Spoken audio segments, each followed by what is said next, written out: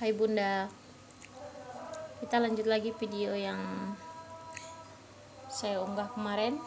Sekarang kita ke huruf L. Huruf L, jelaskan.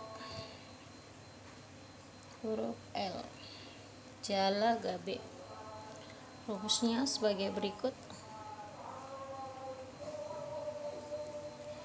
Kita ngambil rumusnya dari tengah ya Bunda, soalnya dari akar kan sudah ada di awal. Nih, untuk baris pertama warna goldnya 11 itu sampai 3 baris.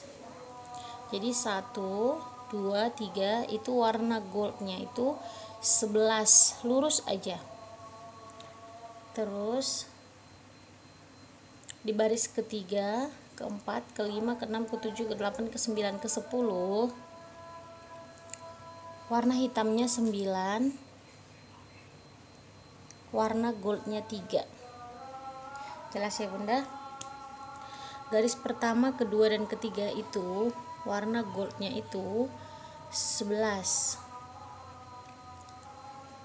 Di baris ketiga, keempat, kelima, keenam, ketujuh, kedelapan, ke-9, ke-10, ke-11 warna hitamnya 9, warna goldnya 3.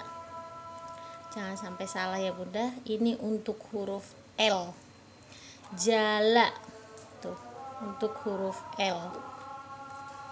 Jelas ya Bunda ya? Terima kasih.